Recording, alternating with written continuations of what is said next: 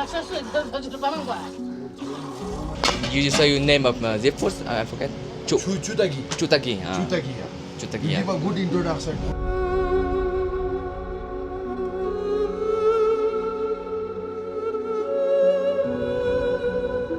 Đặc biệt là cái bức tượng của đằng xa kia các bạn.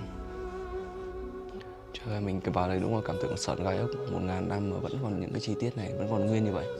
Mình đã đi cũng nhiều ngôi chùa rồi ở Tây Tạng rồi, nhưng mà đây là lần đầu tiên mình thấy một ngôi chùa mà cảm tưởng đi vào nó khiến mình sợn da gà các bạn.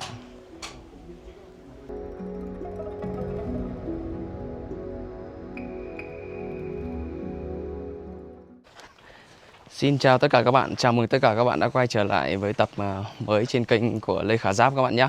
Trong tập ngày hôm nay đây thì mình, Thảo cũng như em Gấu là đang cùng với cả bác chủ nhà đi dạo xung quanh ở trong Lê đây các bạn. Giờ bọn mình sẽ đi ra một cái chợ xung quanh đây để mua một chút đồ để cần thiết cho gia đình mình, cũng như là đi tham quan sinh hoạt cuộc sống của người dân ở đây các bạn nhé. Thank you. Đi bằng chiếc xe nhỏ nhỏ đây rất là dễ thương. Đi quay đầu kia cho nhìn nó đỡ ngược trong mắt kìa. Đó. Ok. Rồi, hôm nay chúng ta sẽ đi chơi.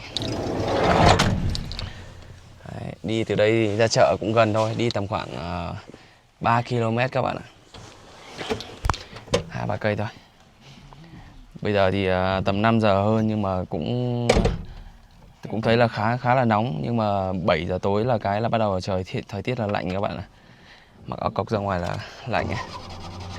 Ngày hôm nay ngày thứ hai thì cả gia đình mình thì nói chung cũng đỡ hơn cái việc so với hôm qua. Hôm qua là bị sốc độ cao, mình với Thảo thì cũng bị đêm bị khó ngủ này, tay chân mình thì bị nhức này. Gấu thì hôm qua bị chớ 4-5 lần trong ngày luôn, cứ uống xong bú xong này, rồi ăn dặm xong là y rằng là chớ hết ra. Hôm nay thì mình với Thảo thì cũng đỡ hơn một chút, thì hy vọng là em Gấu là cũng đỡ hơn hôm qua. Hôm nay thì gia đình anh Hùng với cả đội anh Lâm thì đang đi ra ngoài đi chơi rồi. Bọn mình thì bảo là thôi ở nhà yếu thế thôi, ở nhà nghỉ hẳn thêm một ngày nữa cho nó khỏe. Ngày thứ hai nhưng mà thực ra là đi ra ngoài đường là đi lên dốc hay đi một tí là cũng thấy cũng thở dốc luôn đấy các bạn. Trên này oxy nó bị loãng, mình chưa quen đấy. Đó, đây giờ đi xe này đây các bạn. Ra chợ ngắm nhìn, hơi nắng.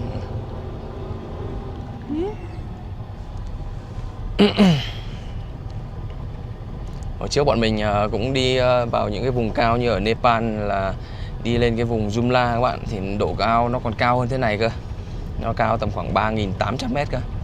Nhưng mà bữa thời gian đó thì em Gấu chưa có, và bọn mình thì đi hai đứa thì nó cũng đơn giản hơn, thì sức khỏe nó tốt hơn, thì cũng không có bị đỡ hơn cái việc bị sốc độ cao các bạn ạ.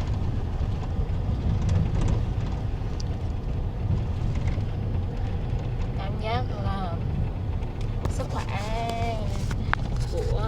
của mẹ Gấu thì không còn như trước, và giống như hồi còn thanh niên thì đi leo núi như thế nào cũng được, nhưng mà sau khi sinh Gấu thì đi như vậy mới cảm giác là sức khỏe của mình yếu đi rất là nhiều.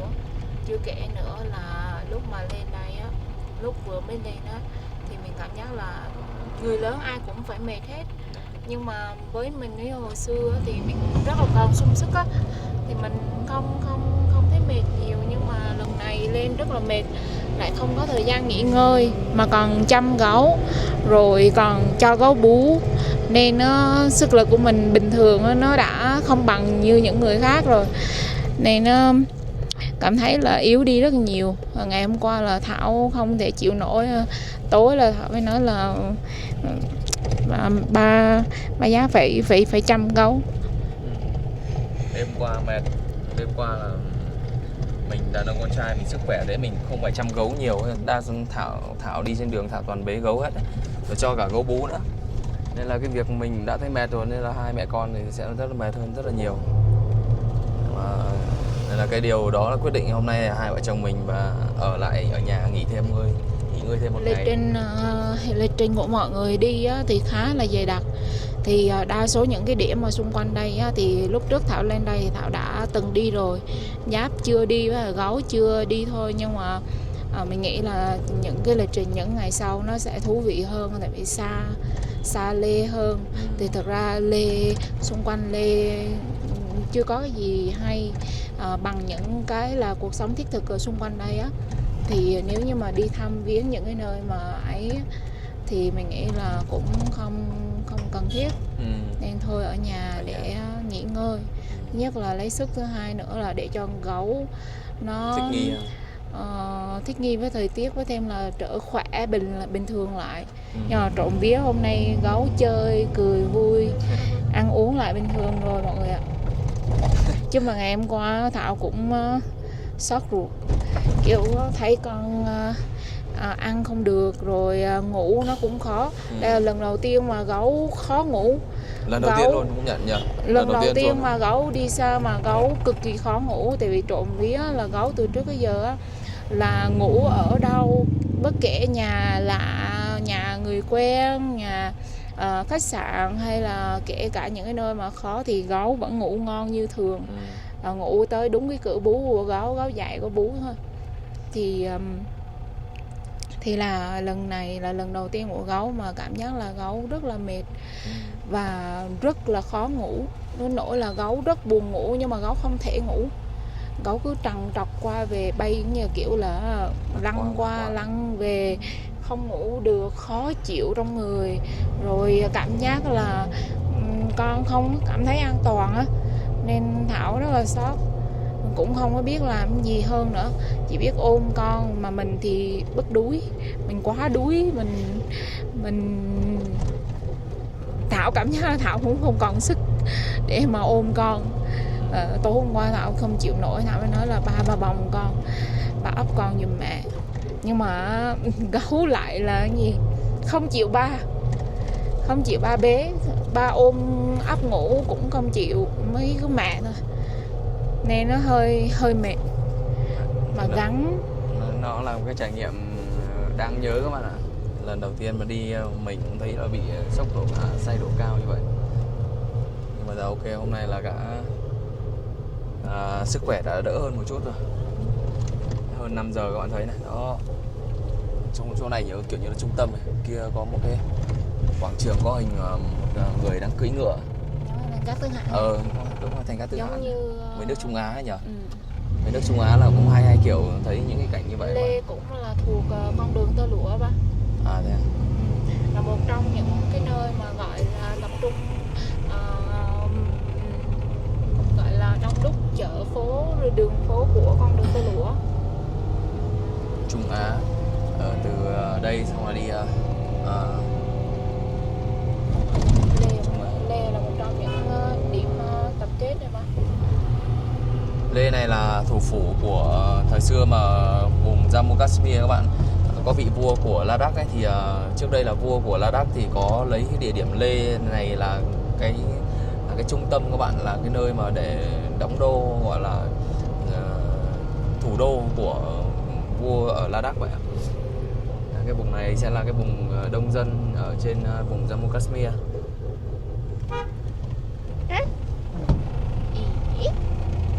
Cậu ơi.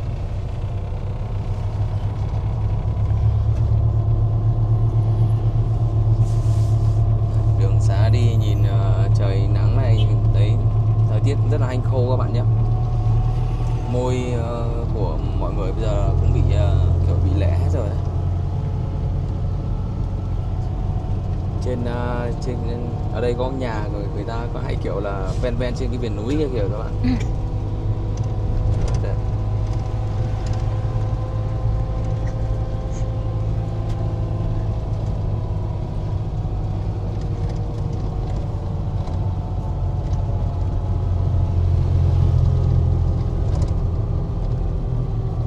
Đặc biệt là trên cái vùng Ladakh này thì có rất là nhiều những cái tu viện các bạn ạ. Những cái tu viện, những cái chùa mà đặc trưng kiểu phong cách mà rất là cổ kính. có từ hàng ngàn năm trước ấy các bạn. Thì trong những hành trình sắp tới thì mình cũng sẽ qua những cái gọi là cái tu viện mà nó có những cái di tích là hàng ngàn năm ấy, rất là cổ kính về Phật giáo ở đây. Phật giáo rất là lâu đời ở đây. Phật giáo ở trên Ladakh thì mọi người đều theo Phật giáo gì nhỉ? Tây Tạng. Cái nhà này, nhà người dân ở san sát trên cái miền núi này. Mình ở Việt Nam quen thì nhìn những cái khung cảnh mà nó nhiều cây cối ấy. Thì khi mà lên trên này thì mình thấy là nó cảm tưởng nó hơi bị khô cằn một chút.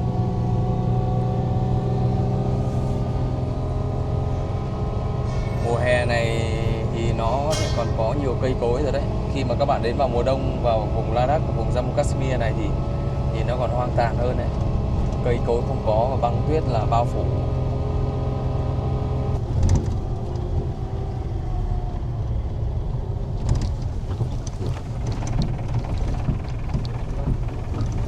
Có vẻ là đã đến cái chợ trong Lê rồi các bạn.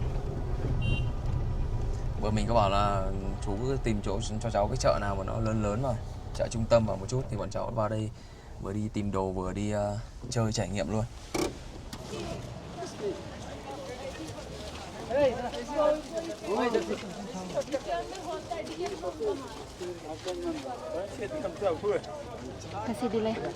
Kasih delay.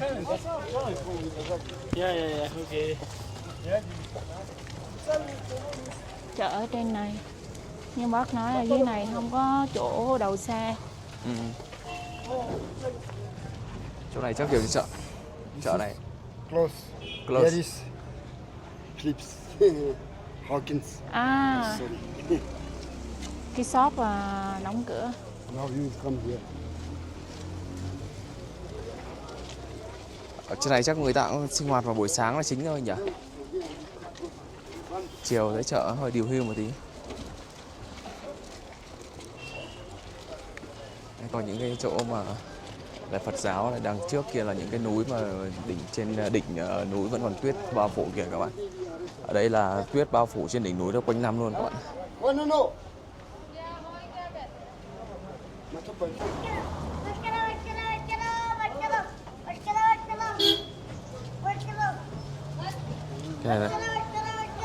Cái này cân các bạn, ai cân sẽ mất tiền.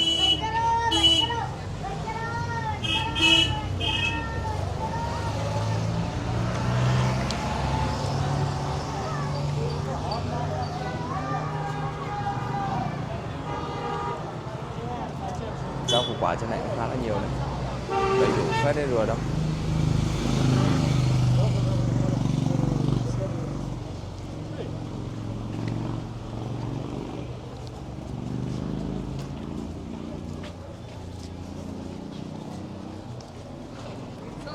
Bình thường chỗ shop này, cái chỗ chợ này ấy, thì chiều vừa chú bảo là chiều người ta cũng rất là đông các bạn ạ.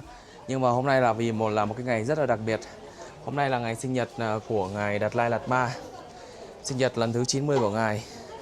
Và các bạn đã biết là trên này thì những cái người dân ở vùng chỗ Ladakh này đấy thì mọi người là theo đạo Phật cũng nhiều. Và Nên là đa hôm số nay là người Ladakh. Nên là hôm nay là mọi người có đi ra những cái chùa ở đây để làm lễ cầu nguyện cho ngài Đạt Lai Lạt Ma đấy các bạn. Giờ khi mà ra chợ là thấy đóng khá nhiều này.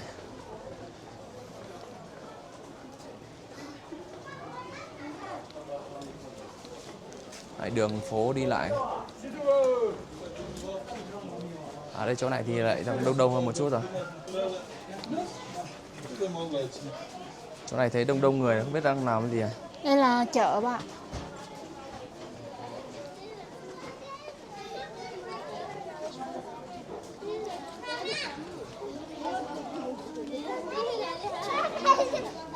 À, diễn kỹ. Chơi đi, đi rồi.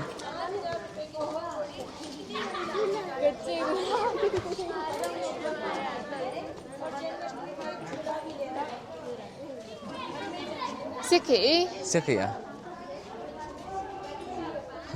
Siết khỉ để Kiếm tiền đúng không? Đi chợ chính đây nè. Cái nhìn ở cái chỗ này nhìn cũng đằng sau kia nhìn khá là đẹp. Toàn núi à. Núi Chị Uyên. khô rồi, không khí trên này khô thật đấy. Chị Uyên. Phải không ta? Cái gì ạ? Chị Uyên thì phải. Chị Uyên ơi. Người Việt à? Người Việt.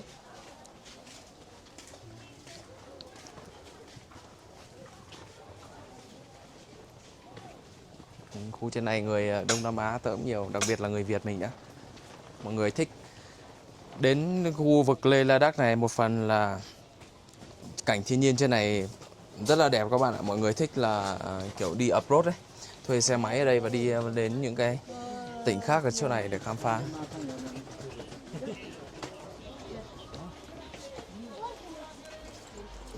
Này có một cái tháp ba. Hôm lấy phát mấy hôm này. Bình thường mình sẽ quay cái này là, nhưng mà thực ra quay phải đúng chiều các bạn nhé. Quay từ dưới này về đây. Đó. Đóng cửa gần hết nhỉ. Ừ.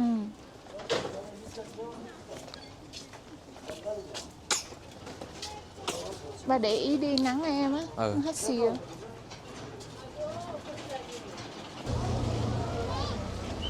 Chợ trung tâm á.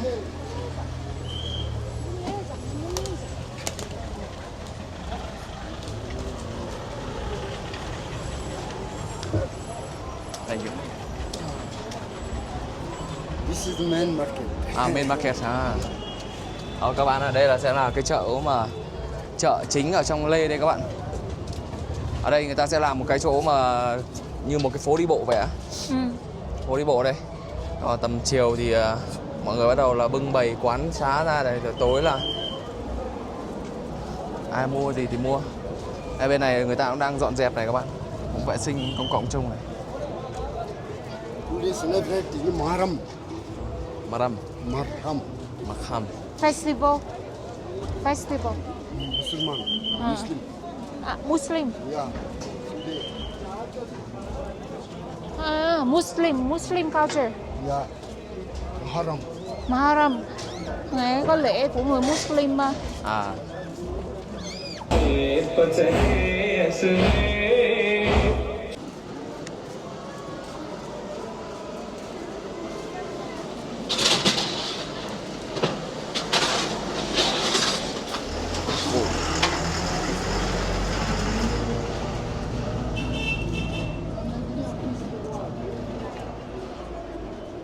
Trong người Tây Tạng thì người ta rất là đặt ngài Đạt Lai Lạt Ma như là một người đứng đầu, cũng như là một vị vua của đất nước Tây Tạng vậy á.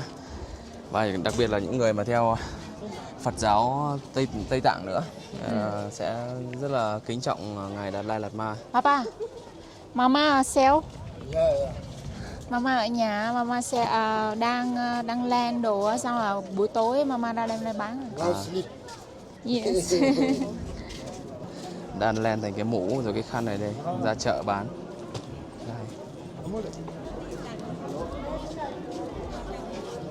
How much?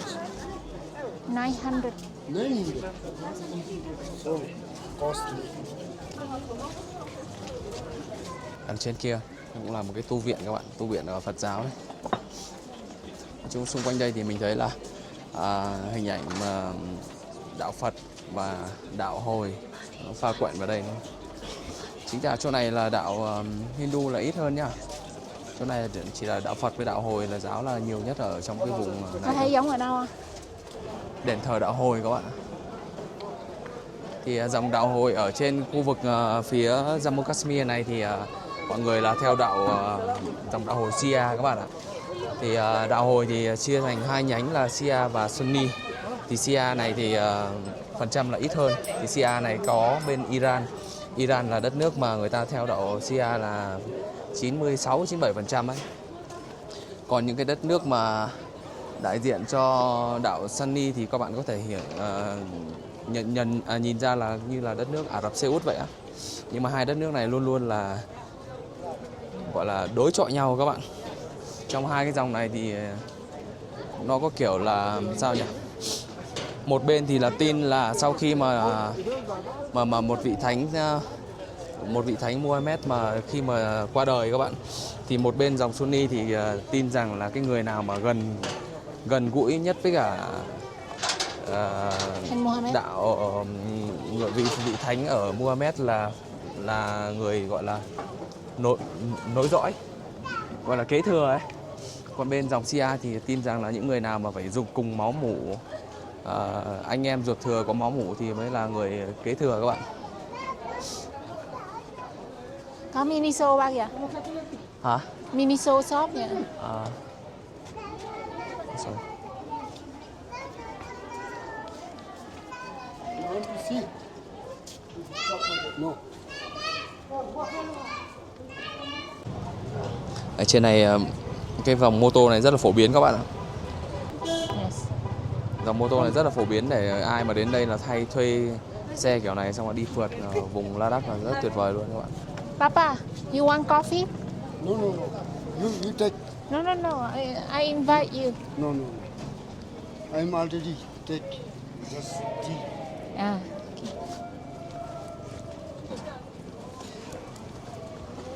Cà phê bánh ngọt.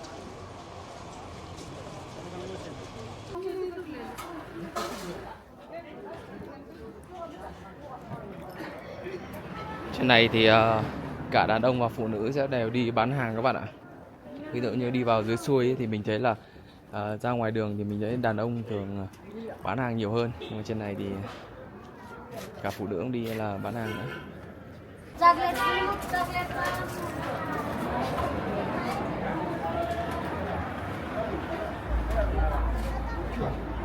Đi giờ là mũi khô và môi nẻ hết các bạn ạ. Có nhiều người từ Việt Nam qua ấy, kiểu chưa đi quen các bạn. Nhiều khi là đi sang Lê này còn cả chảy cả máu mũi máu tai luôn các bạn. Nên là cái việc mà sốc độ cao là cũng đối với nhiều người rất là nghiêm trọng các bạn nhé.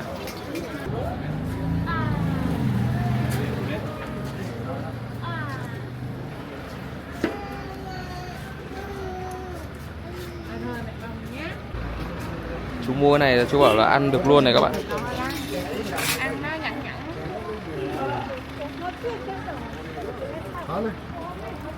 This is good. Thank you. Đây.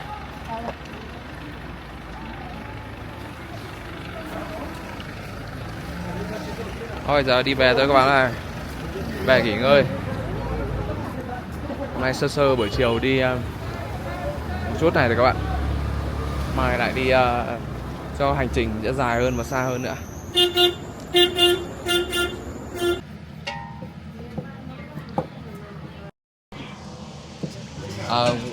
You just say your name of zip food? I forget.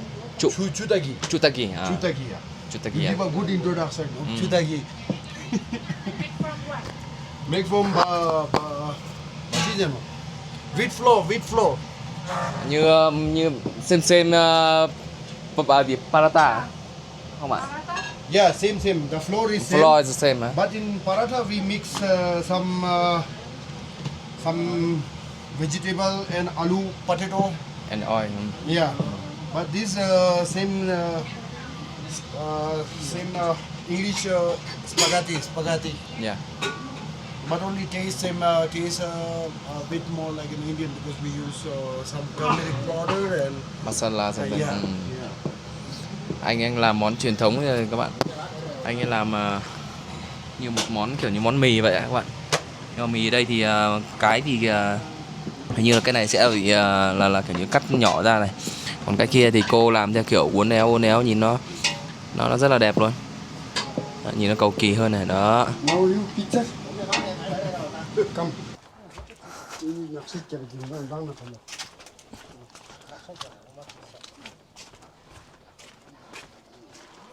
Ta xin đi này. Namaste.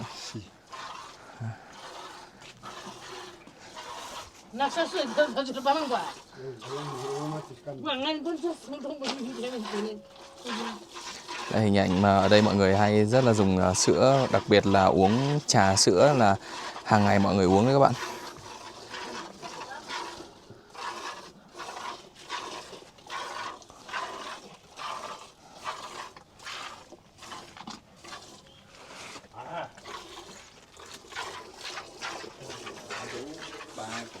chơi dắt dắt sữa bò vô dắt cái giáp. Thôi, anh thử vào vắt anh. Có biết vắt không, nhưng mà cẩn thận nó húc vào nhá. Thôi ghê quá. Nhiều khi bò là ai không kiểu nó không quen đấy, bắt vào vú nó là nó thấy lạ, nó ré lên luôn đấy. Tí nữa mọi người có cho nhét cái gì vào trong này không ta? Không, như rửa thả vô bánh canh. Có một kiểu là dài, một kiểu là kiểu này đúng không? Làm cho là hình thức thôi đúng không?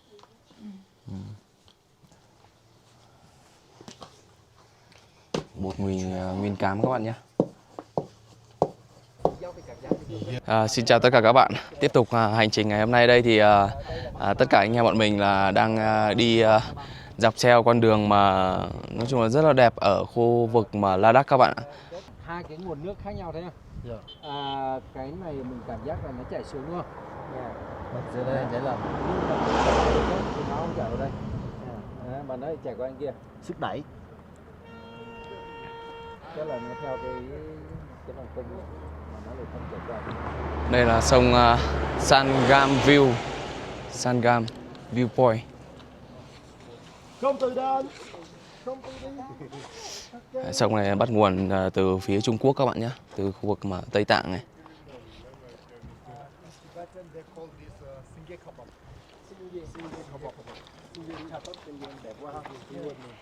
Anh em mình chụp tấm hình kỷ Xin niệm đây ghi nhỉ? cặp. Ê, làm tấm chiêu chiêu đi. Đầy đủ hết đi. You can check me the photo in here. Okay. Hôm nay gia đình mình di chuyển bằng hai con xe các bạn, một con xe này và con xe đằng sau kia 7 chỗ nữa. Bữa nay là các thanh niên là thở nó phải Ok hơn. Thì các bạn biết là Trung Quốc thì khi mà mấy chục năm trước mà người ta chiếm Tây Tạng các bạn, thì lý do quan trọng nhất cũng là Tây Tạng là bắt nguồn của những nguồn nước rất là lớn ở trên thế giới này đấy, đổ ra kể cả Đông Nam Á hay là như sang Ấn Độ đây. Nên người ta muốn kiểm soát Tây Tạng, kiểm soát nguồn nước của rất là nhiều quốc gia trên thế giới khác nhau. Đây là một cái cũng ngon nữa, cái chỗ mà sông nữa, ngã ba sông.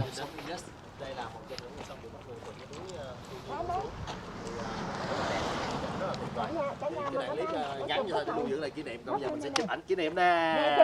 mà chiêu chiêu. Đứng như này, ở trên này chụp xuống mới đẹp. Đó, mặt trời này. Hey, braver. Như ở Việt Nam mình cũng vậy thôi các bạn. Ví dụ ở dòng cái sông ở miền Tây mình, cái dòng sông Mekong vậy á. Bây giờ mà ở những cái thượng nguồn người ta đóng hết đập lại thì các bạn thấy là ảnh hưởng cái cuộc sống của người dân đồng bằng sông Cửu Long rất là nhiều đúng không? Thì những cái đất nước khác cũng vậy thôi, người ta muốn như là Trung Quốc, người ta muốn kiểm soát cái dòng nước từ thượng nguồn này. Ví dụ Ấn Độ hay là Pakistan là hai đất nước mà cũng không có thích nhau cho lắm các bạn. Thì Ấn Độ cũng là từ người ta cũng kiểm soát được cái dòng nước, tại vì một cái dòng sông chính người ta chảy từ Trung Quốc này rồi sang Ấn Độ này rồi chạy về Pakistan này. Thì Ấn Độ có cái chiêu là nếu mà có trường hợp gì mà không thích chẳng hạn, đánh nhau hay là xảy ra căng thẳng thì người ta có thể là đóng cái nguồn nước, đóng đập ở vùng Ấn Độ thì các bạn biết là sẽ ảnh hưởng rất là nhiều cuộc sống của người dân ở vùng Pakistan đấy. Khu này mình đi từ nãy giờ là toàn là kiểu như là quân đội các bạn, người ta có cả những cái máy mà quét sóng rồi các thứ ấy. Rất là nhiều xe quét sóng, như quét radar xung quanh bán kính tầm khoảng mấy ngàn cây các bạn. Nên là mình nghĩ là trong cái khu này là rất nhiều những cái vị gọi là chiến lược quan trọng của Ấn Độ người ta đóng quân sự ở đây. Tại vì Ấn Độ thì có những cái người mà đất nước mà đối thủ kiểu không tương ưng thì như là Pakistan và Trung Quốc các bạn. Thì bắt nguồn khỏi nguồn đều từ vùng phía Bắc này đây, vùng Jammu Kashmir này. Thì Ấn Độ, Pakistan là tranh nhau vùng Jammu Kashmir. Và Pakistan thì vì không thích Ấn Độ, thân với Trung Quốc nên là có cắt một phần của Jammu Kashmir cho gọi là AO Chin gì đó, mình nhớ không nhầm là như vậy. Một mảnh đất rất là rộng lớn để cho Trung Quốc. Đó, nên là ba nước là có sự tranh chấp lớn ở đây. Nên là Ấn Độ người ta sẽ để những cái khu vực quân sự rất là nhiều ở đây các bạn. Nên từ nãy giờ mình muốn bay flycam để cho các bạn nhìn qua quang cảnh ở đây, đường xá đi lại nhưng mà toàn vào những cái vùng zone như là khu quân sự ấy, mình không có bay được.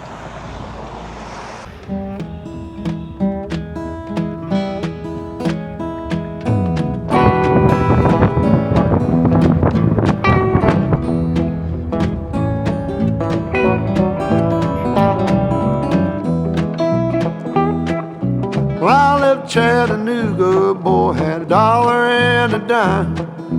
Headed out for Nashville on the Hard Rock Line. Bây giờ đi cung đường và các bạn thấy là lên là bọn mình đang lên tu viện các bạn ạ. Đi từ nãy giờ phải tầm hơn 1 tiếng rồi. Sau khi qua khỏi cái đường mà đẹp ấy, giờ đi toàn đường kiểu đường trên núi mà nó gồ ghề, nó xấu này. Đi upload.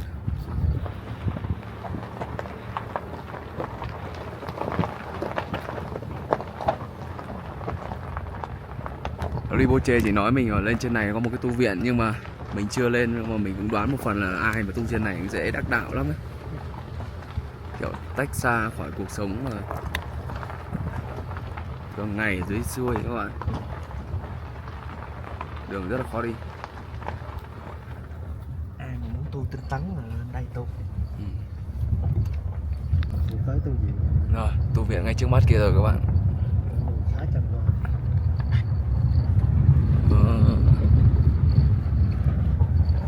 Đi đến gần tu viện cái thì thấy là ở đây mọi người lại trồng cây, trồng lúa này. Bên ngoài thấy cây xanh nữa các bạn. Qua cơn bị cực đến hồi Thái Lan. Có cả, như có cả người dân bên ngoài nữa này. Đó. Ok mà.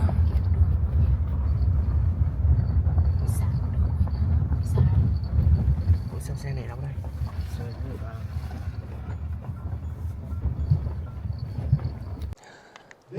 Rồi cuối cùng mình đã đến điểm đầu tiên nay là muốn ghé thăm rồi các bạn. Các bạn thấy là đi trên đường từ ngoài đường chính vào lên trên này phải tầm hơn 1 tiếng, đi đường xấu kiểu này này. Cứ ngoằn ngoèo lên trên đỉnh núi. Rồi sau đó là xe thì đây 2 xe của gia đình đây. Thì dừng và đi bộ lên một đoạn nữa cũng ná thở luôn các bạn. Rất là mệt luôn. Tại vì các bạn biết là trên này là nhiệt độ cao, thì mấy hôm trước là bọn mình vẫn là đang bị sốc độ cao ấy. Nên bây giờ kiểu như đi nặng nhọc một tí thôi là đã thở không ra hơi rồi. Huống gì là lên cái dốc kiểu này. Rất là vất vả. Nhưng mà thành quả hôm nay thì đến đây rồi. Mình mời tất cả các bạn cùng chiêm ngưỡng qua vẻ đẹp của một cái tu viện. Thì tu viện này rất là lâu đời rồi các bạn nhé. Phải tầm hơn 1.000 năm rồi các bạn. Rất là lâu rồi. Hơn 1.000 năm tu viện này. Tu viện cổ ở trên vùng Ladakh, Hy Mã Lạp Sơn này các bạn. Để mình mời tất cả các bạn vào. Cảm xúc của anh sao? Mệt không? Ủa sao em còn trước đi quay hay vậy? Còn nữa. Cảm xúc của anh sao? Thấy ok, sức khỏe ok? Nhưng mà vui. Buồn không? Nhưng mà rất là phấn khởi. Mình chinh phục được những cái tu viện như thế này. Dạ. Rất là tuyệt vời. Như Rinpoche nói như tu viện này là hơn 1.000 năm đúng không anh? Cũ lắm nên không biết là chắc cũng khoảng đó. Dạ. Nhưng mà trên đây thì chỉ có một mình xung quanh là núi thôi. Dạ. Chỉ có mỗi một cái tu viện này mà xung quanh không có bất cứ một ngôi nhà nào. Đúng rồi. Ai muốn ẩn tu ở đây thì đúng là Đúng rồi, nhưng mà dễ thành tựu lắm. đúng rồi.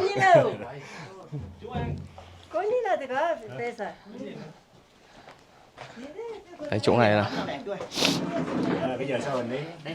trước khi đi vào bên trong để cho các bạn xem qua bên ngoài một chút này. Thì bên ngoài đây thì có những đây là dầu thực vật để cho chắc là các ai mà ở trên này mà có thể là nấu ăn thì có thể sống trên này các bạn. Dầu rất là nhiều. Anh em ơi, vô rồi. Vô rồi gì? Mặc quần áo vô làm sư ẩn tu. Nói với tấm này, Giờ là ba Hùng lấy xe ông chạy đi rồi, giờ mà muốn quay đầu là bờ cũng không kịp. Bây giờ ai mà ẩn tu này muốn thấy tục biết sao chắc cũng không được. Điện thoại á thì nó không có sóng. Có xong không? Không có sóng. À, tách biệt luôn đúng không? Rồi không có gì để liên lạc, xung quanh không có người dân. Đúng không? cái tấm ảnh Đấy, xung quanh chỉ thế này thôi các bạn.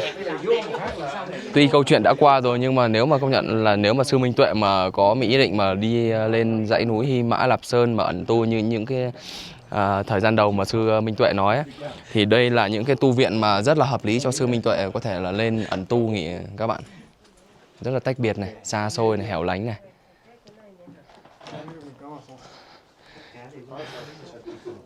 Giờ mình mời tất cả các bạn vào bên trong tham quan một chút tu viện.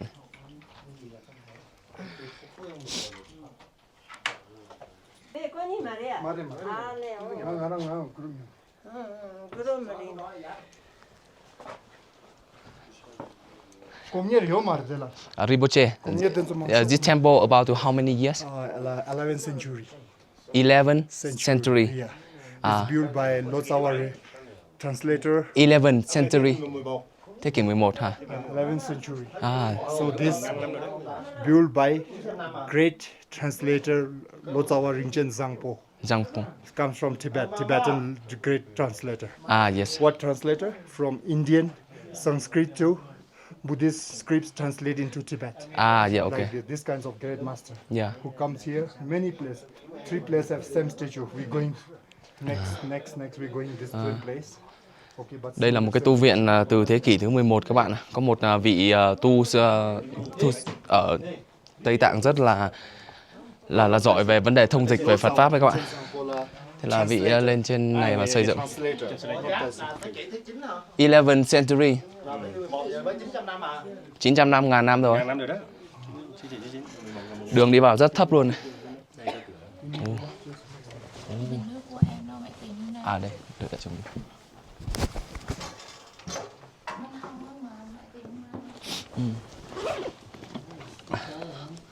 Đây bình nước của gấu đây. Đi trên này hanh khô uống vào đi. Đây, tu viện ngàn năm tuổi đấy các bạn. Trên này thì có những bức hình của các vị A-la-hán, những vị Phật.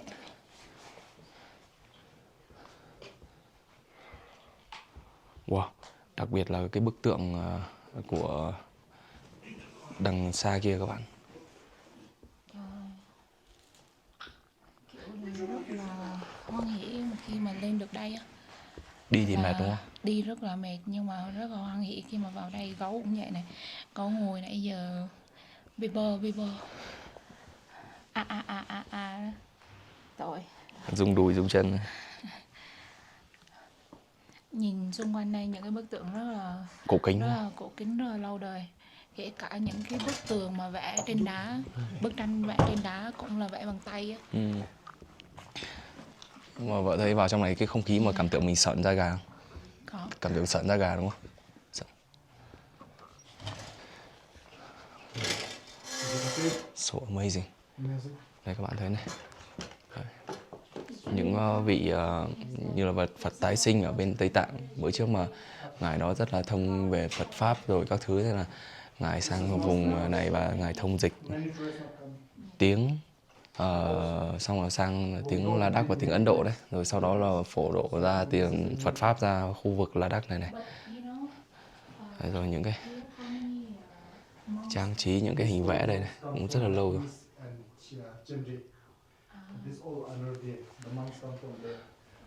Wow.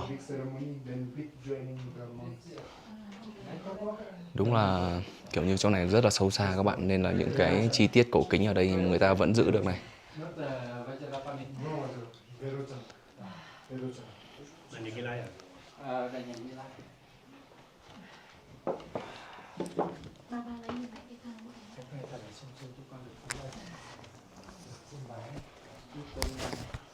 So this built by Lotsawa Rinchen Zangpo, the great translator from Tibet.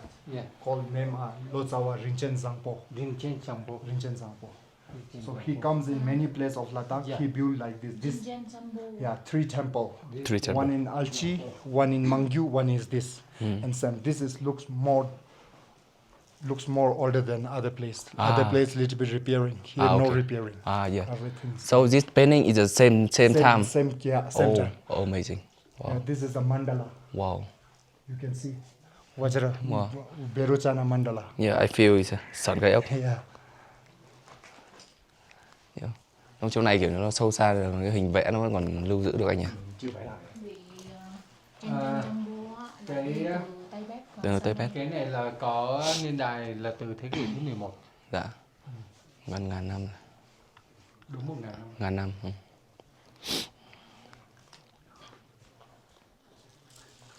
Yesterday you remember this monastery? You don't remember? But I've been there before. Okay, that's monks coming here for prayer every year. Every village. Những chi tiết những vị tu sĩ. Only one monk he coming and going for prayer. Now all is. Đây cho các bạn nhìn Nam Mô A Di Đà Phật, Nam Mô A Di Đà Phật. Cho con xin phép con vào con quay chi tiết những để cho mọi người cùng coi. Đây các bạn thấy này, những bức tượng của các ngài ở đây, điêu khắc nổi. Wow, 1000 năm mà vẫn giữ được những cái gì mà rất là chi tiết này.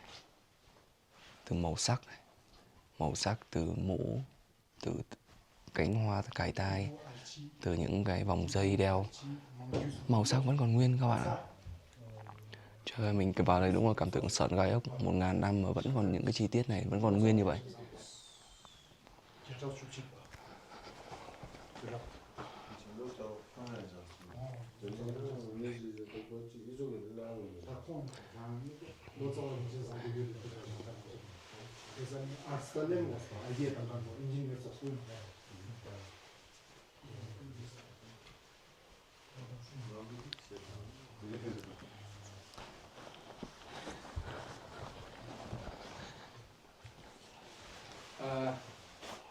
After have this statue and Nam have a name. Nam Pananza. Kunjik Nam Pananza. Wow. In Tibetan called Nam Pananza. Verochana. Yeah, Pananza. Trời ơi, rất là vi diệu, rất là ảo diệu các bạn. Yeah.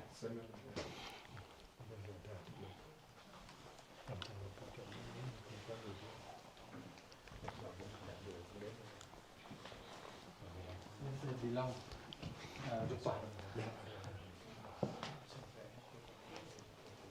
Here, not much tourists coming. yeah. This only last year I've been with one that one. Đây còn Nam Mô A Di Đà Phật đây. Nam Mô A Di Đà Phật.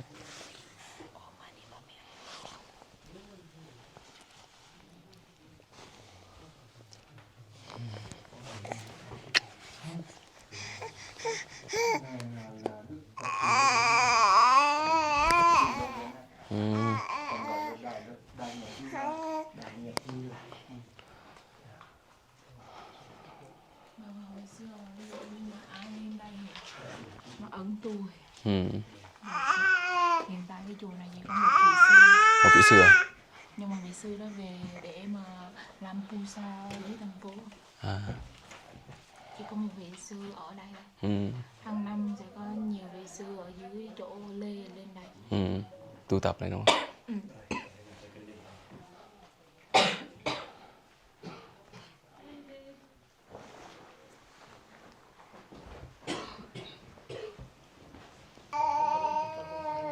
Các bạn thấy những chi tiết này đúng là mình đã đi cũng nhiều ngôi chùa rồi ở Tây Tạng rồi, nhưng mà đây là lần đầu tiên mình thấy một ngôi chùa mà cảm tưởng đi vào nó khiến mình sợn da gà các bạn.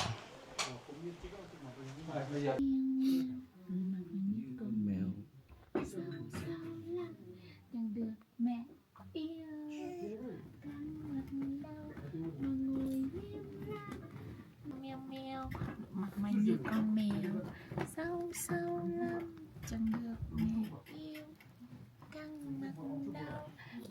Ôi trời ơi. View ăn dặm của con gấu buổi trưa này cũng đẹp, rất là đẹp luôn. Một nơi đúng là rất là tuyệt vời các bạn. Bây giờ là nhà mình sẽ cúng 2 cái đèn, cúng ánh sáng cho cái ngôi chùa này. Ghi biết được không? Yanama one. No, this is which also. Teach me. Thank you.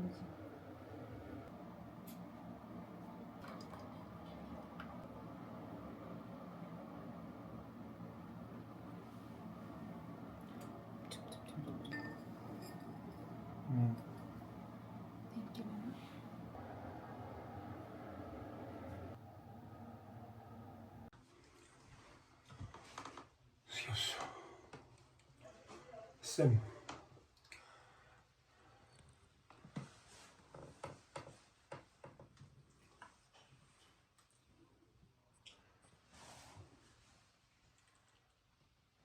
That's just me Ons jalmi yus.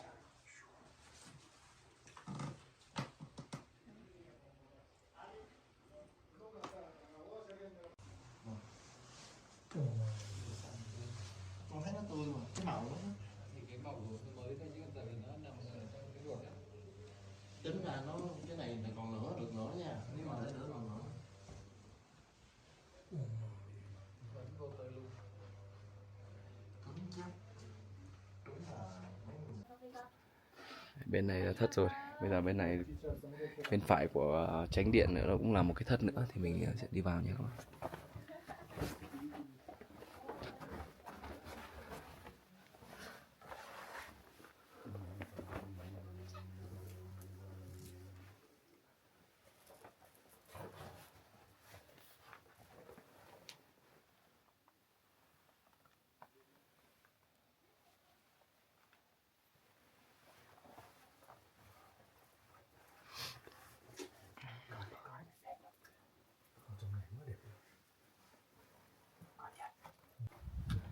Chú này đây kiểu như cũng người dân bản địa ở sống gần đây các bạn. Thì chú cũng tới lên tu viện đây đây. Để cho các bạn nhìn qua xung quanh một chút của tu viện. Tí hy vọng mà mình sẽ bay được đoạn flycam ở đây các bạn. Bữa nay lên trên đường thì vào mấy cái vùng thì mình không có bay được. Chỗ này chắc là ok. Đấy, xung quanh tu viện đây. Bên dưới là có tầm 1, 2, 3, 4. Nói chung tầm khoảng hơn chục nhà, hơn chục hộ là đang sinh sống ở dưới chân tu viện các bạn. Đặc biệt các bạn thấy đi trên đường cái khu vực này thấy á, nếu mà chỗ nào mà có người dân sống thì người ta sẽ cải tạo, người ta làm nước, làm đồ, trồng cây lên thì nó xanh. Còn đâu nếu mà chỗ nào mà không có người dân ở thì tất cả đều kiểu như là hoang mạc như thế này thôi các bạn. Chỗ này rất là sâu xa, hẻo lánh.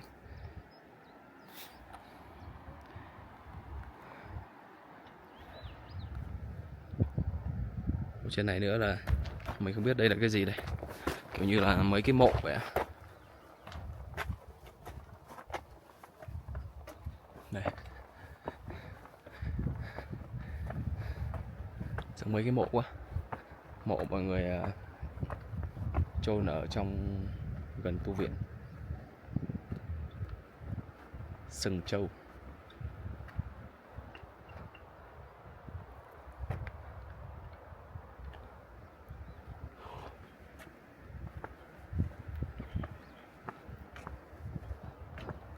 Không biết các bạn thấy sao về cái tu viện mà 1.000 năm tuổi ở trong giữa những cái dãy núi mà Himalaya rất là hoang sơ như thế này.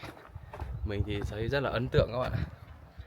Quy mô thì nó rất là nhỏ thôi, nhưng mà khi mà mình vào mình cảm tưởng được một cái sự gì đó nó huyền ảo trong cái tu viện này ấy. Những cái chi tiết cũ này, rồi những cái mùi kiểu như mùi lâu đời các bạn. Thế là mình thấy rất là ảo diệu, thú vị. Và một điều nữa là nói không ra hơi nữa các bạn. Đi một tụ nói bây giờ nói vài câu là thấy kiểu thở mệt đấy.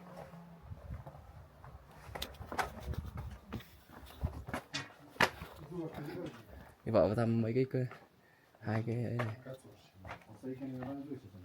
Ôi trời, hình câu nằm đây à? Không nằm nghỉ, không nằm chơi. Ôi, em ơi.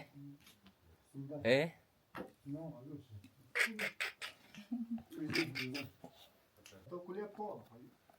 Mấy cái trụ mà cột gỗ mà chính nha các bạn, cũng là từ hàng ngàn năm trước này, từ thời cùng bây giờ cái đèn này.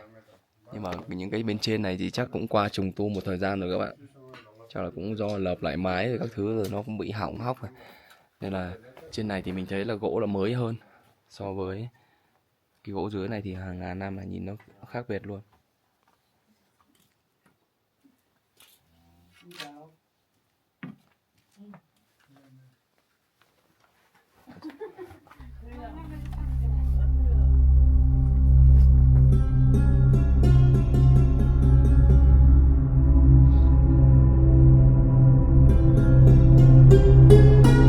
Thank you.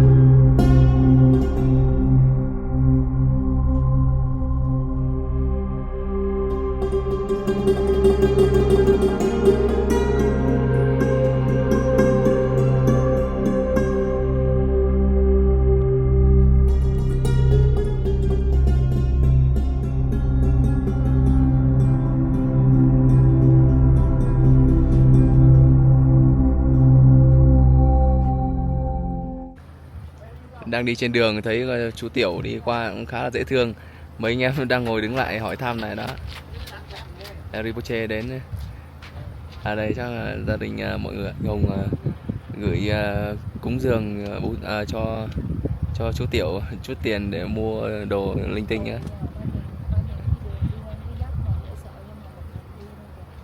Lủi thủi đúng không? Bảo đảm là anh Hùng khi mà nhìn thấy chú Tiểu đi vậy là nhìn nhớ cái gì không? Nhớ con đúng rồi. Con anh Hùng là cũng tu theo Phật giáo Tây Tạng và đang ở Ấn Độ đấy các bạn. Và đi tu từ hồi 5 tuổi. Hôm nay con anh Hùng là cũng tu hơn chục năm rồi, cũng hình ảnh như vậy thôi. Sẽ nhớ đến con. Ok, lại đi tiếp thôi. Dễ thương đúng không nhỉ? Nhìn đi con dốc một mình lủi thủi. Chắc lên tu viện.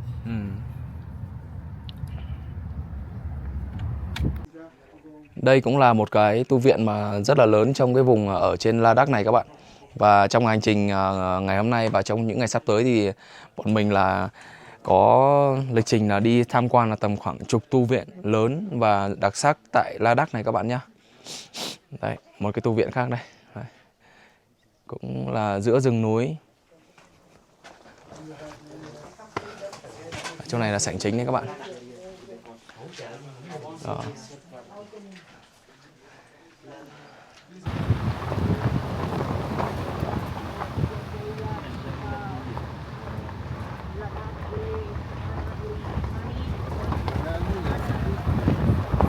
Đoạn đường này là nhìn sạt lở rất là nhiều các bạn này. Nên những cái đá ở đây nó sạt lở này. Đấy, cũng đi cũng khá là nguy hiểm với đùa đâu. Đi vào những cái tu viện ngày hôm nay là toàn đi vào những cái đường kiểu nó sâu kiểu này các bạn. Những cái tu viện mà rất là thú vị.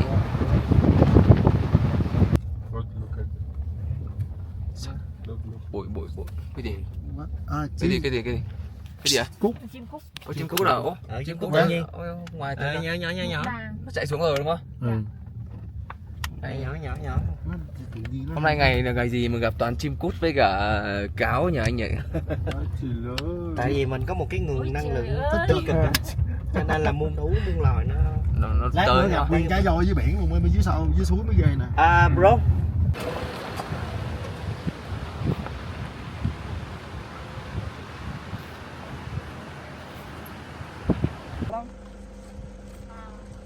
Đấy đâu vậy?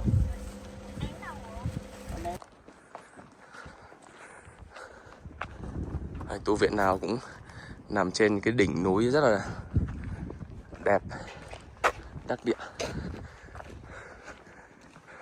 Where's everyone? Go here. This way.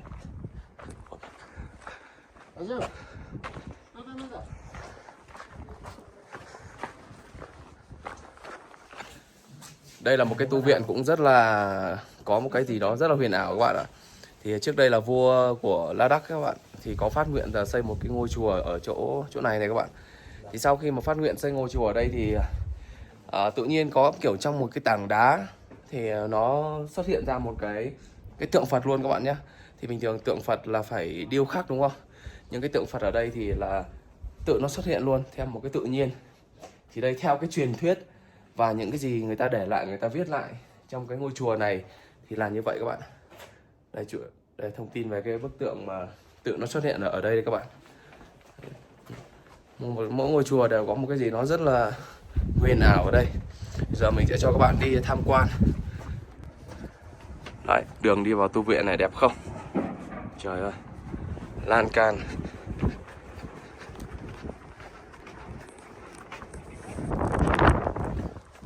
Nhưng mà nghe bảo là tự nhiên mà có một cái tượng mà nó xuất hiện mà nó hình tượng Phật sẵn, không nhờ điêu khắc thì cũng mình thấy là rất là vi diệu.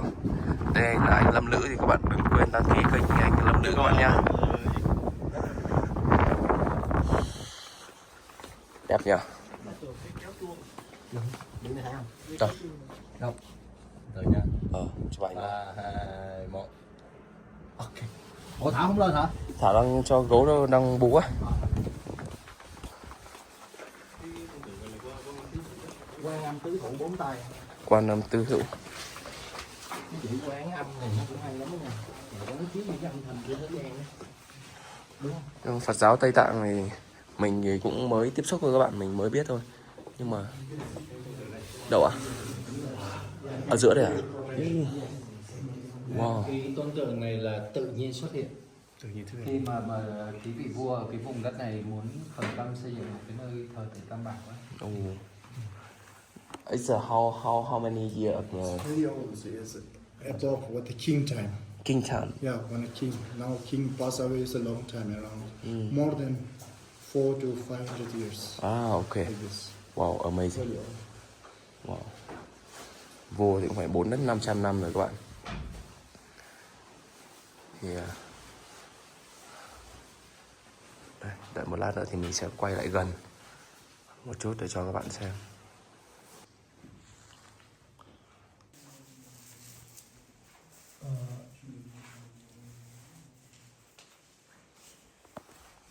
Đây bức tượng mà xuất hiện ở trong đá mà từ thời vua của La Đắc các bạn.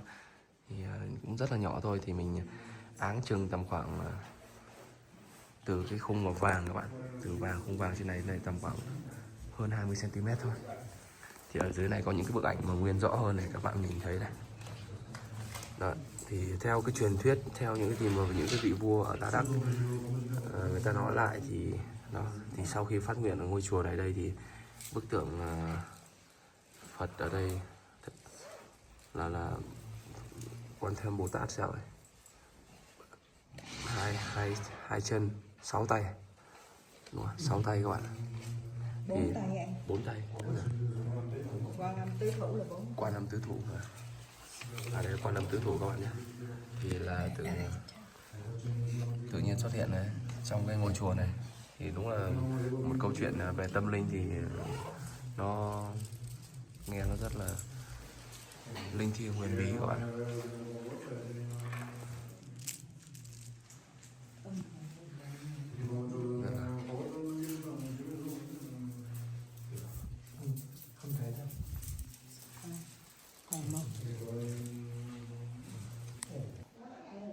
Đúng là không biết là các bạn thấy sao về những hành trình trong đi tham quan những cái tu viện mà từ hôm qua đến hôm nay của mình các bạn. Từ tu viện mà 1000 năm tuổi cho tới hôm nay là một cái tu viện mà có một bức tượng mà theo truyền thuyết là khi mà vị vua phát nguyện lên ấy, thì bức tượng mà tự nhiên xuất hiện. Thì mình cũng không biết nói sao nữa. Thì đây là một cái gì đó mà cảm tưởng mình thấy là rất là tâm linh các bạn. Thì có nhiều vùng, nhiều quốc gia cũng theo đạo Phật, nhưng mà cái vùng mà bản thân mình cảm nhận là vùng ví dụ như mà mọi người theo Phật giáo Tây Tạng này thì có một cái gì đó là rất là huyền bí, rất là có nhiều thứ mà để khiến người ta phải tìm hiểu thêm các bạn ạ. Trải nghiệm rất là tuyệt vời các bạn này. Đi ra là đi theo cái đường cái đồng hồ này. Dạ, đi qua đường này chắc rồi. À, đi một đường về một đường.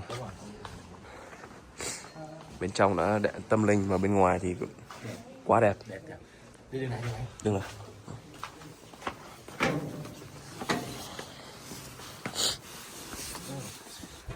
Kéo chưa?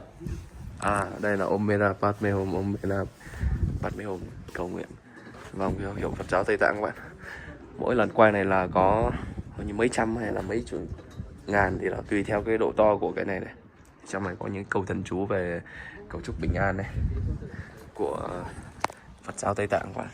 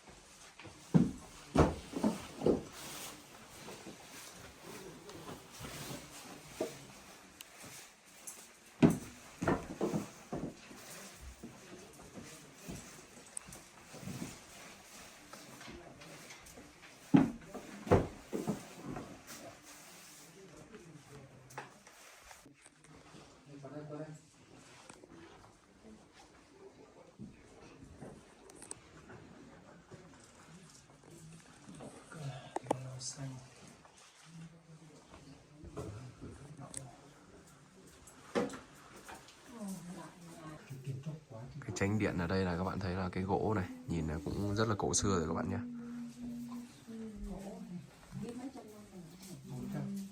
400 năm. Chùa này là 400 năm rồi anh? 400-500 năm rồi đúng không? Từ cái lúc bằng cái bức tượng này. Cái chánh điện các bạn nhìn rất là cổ kính và linh thiêng. Toàn những ngôi chùa, những cái tu viện cổ xưa tại Ladakh. Trong này mình xem cái gì đây? Mình không biết đây là cái gì luôn đấy. Cái này kiểu như là dùng cho các vị sư thì vậy. Đồ cổ xưa, đồ y áo hoặc là cái kinh kệ gì đó mọi người để trong tủ này.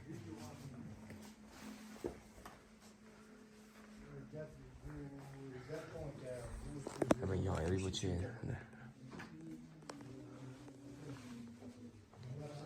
Anh Hùng, anh biết cái này là cái gì không? Bên trong này là cái gì? Bộ kinh cổ.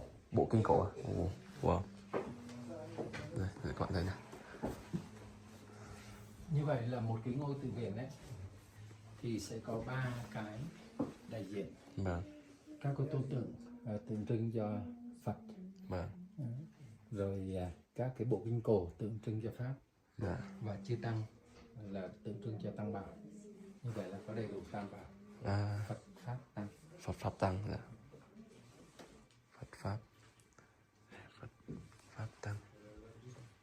Tuyệt vời.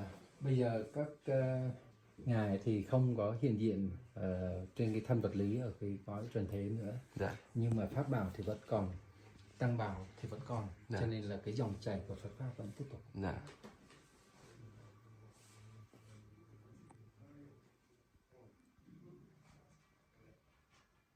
Muslim nha.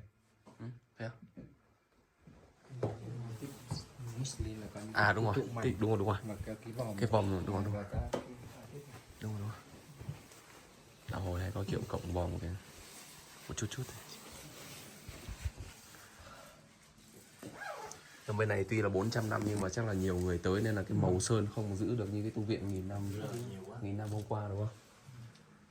Bên kia thì nơi cũng khá là khó đến.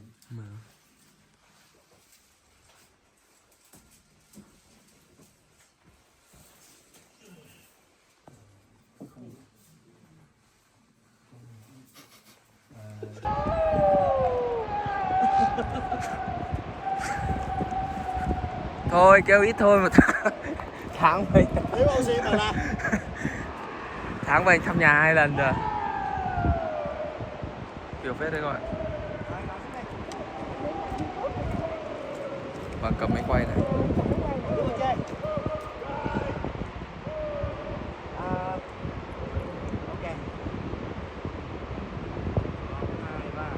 Rồi xong. Ok. Rồi đây là lần đầu tiên chị Đông thấy người ta nhảy sống.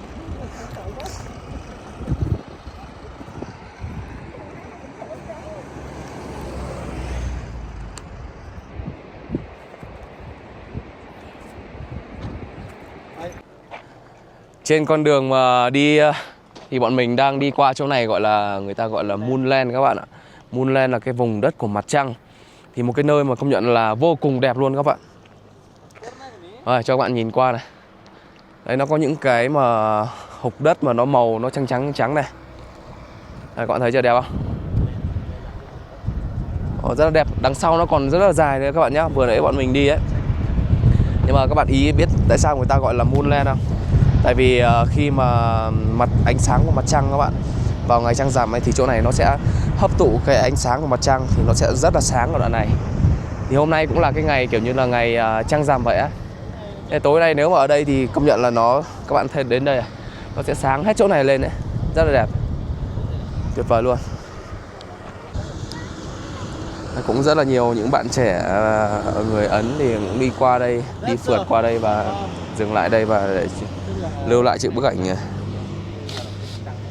Không phải ba, cái đất này nè, cái ngày mà trăng rằm á là nó hấp thụ ánh sáng bằng trăng cho nên dùng đất này nó sáng lắm, bởi vì ta gọi là Moonland là vậy á. Sao thằng này chết rồi? Chạy nó không có sống á. Trả lời sao bằng con được? Con Đẹp thông tin kiến thức đầy đủ rồi, ba vô đây con chụp ba mạng nè. Chạy luôn. Cái phương tiện mà đi ở đây rất là nhiều, phổ biến bằng kiểu đi xe mô tô vậy các bạn, đi phượt đây. Đây, gọi Thảo với cả gấu ra ngoài chụp bức ảnh kỷ niệm này.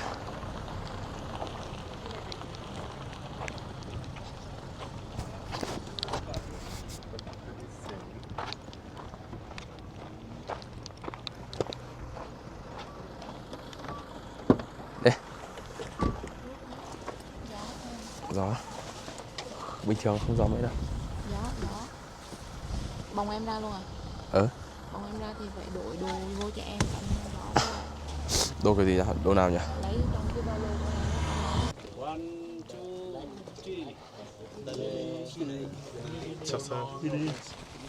Trong đi nhỉ?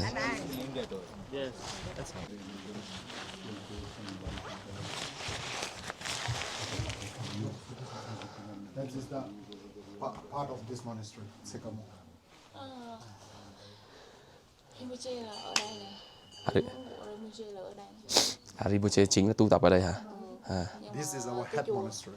Cái chùa bên kia là xây dựng sau á, thì ngài về trụ trì bên đây. À, I think keep silence. Yes. okay. Keep silent. Here's the Naropa cave. This is very precious. That's the oldest one. Okay.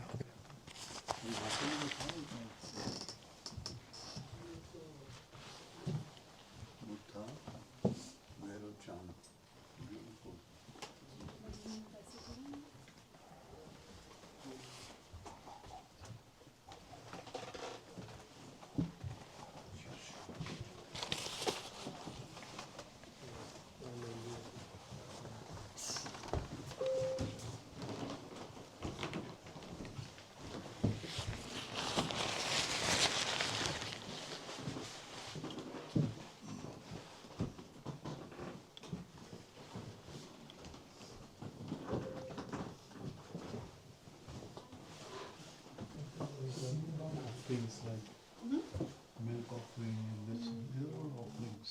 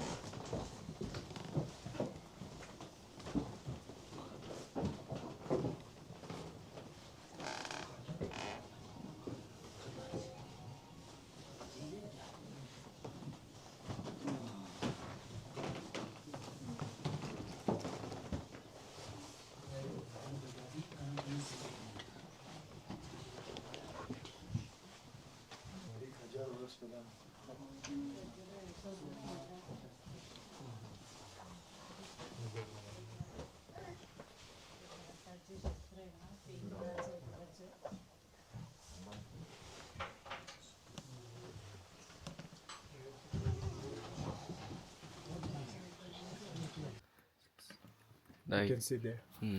This is a cave with Naropa 1006. Wow.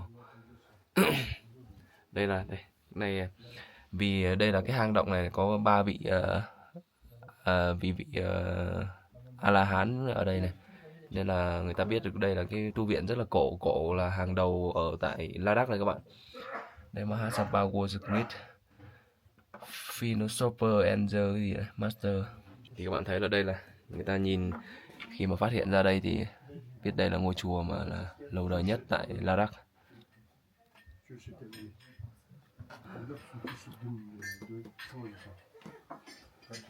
Cũng rất là nhiều pháp, bài kinh sách cổ có mặt ở đây.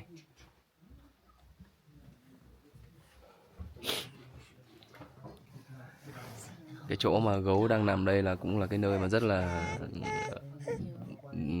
linh thiêng đúng không? Là những vị Lạt Ma, những vị Rinpoche mới được ngồi trên này thôi. Đây là gian chánh điện ở trong chùa các bạn. Em này gấu nằm đây này. Đó. Nam Mô A Di Đà Phật.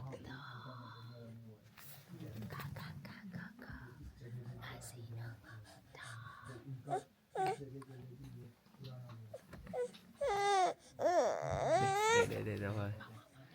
Mẹ bỏng nha. Muốn bỏng rồi. Yeah.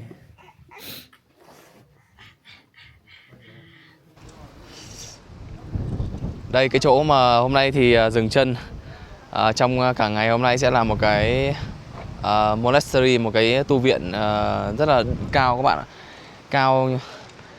Cao dã man luôn các bạn. Từ chiều hôm nay thì cái mà tu viện của đạo Phật Tây Tạng này thì mình đi 4 cái nào cũng rất là cao các bạn ạ. Đấy, trên này thì không có sóng điện thoại đâu các bạn nhá. Thì bây giờ là tối nay bọn mình sẽ nghỉ ngơi ở tại cái tu viện này đây. Ngày mai lại tiếp tục hành trình các bạn ạ. Ít more, okay?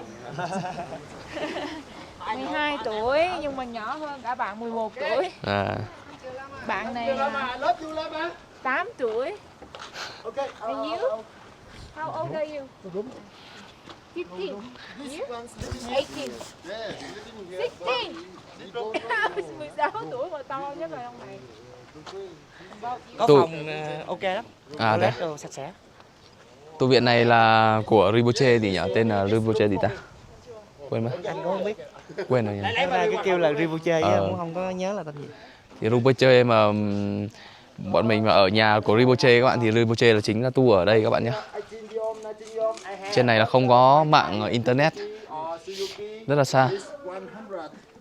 Giờ đang đợi Rinpoche với cả anh gia đình anh Hùng đang tới sau và đến thì bọn mình sẽ lấy một phòng để nghỉ ngơi qua đêm ở đây.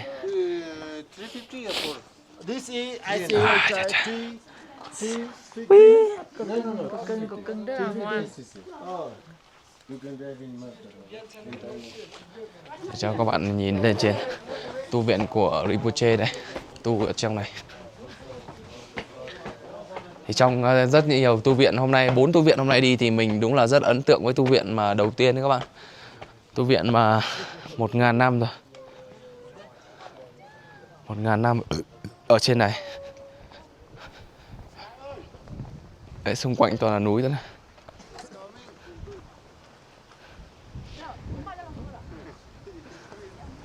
Lạnh rồi đấy.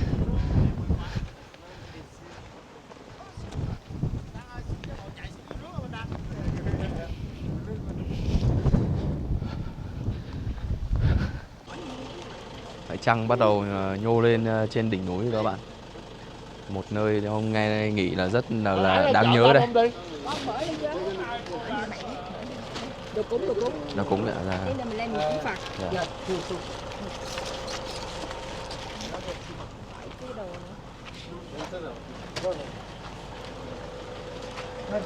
Yeah, chúng ta tới chỗ nghỉ ngày hôm nay rồi. Một hành trình dài nhá gấu ơi. Hôm nay hỏi phòng trước đúng không?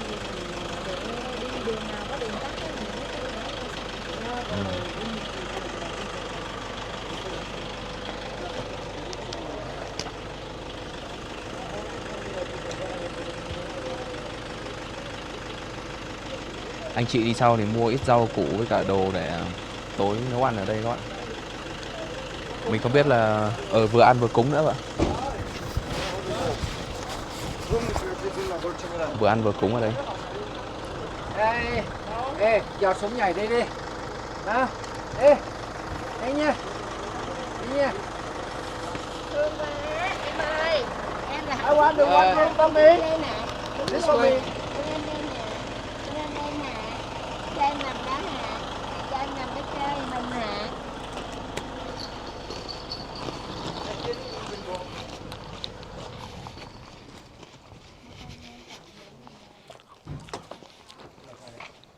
Đồ mình còn cái vali nữa bạn.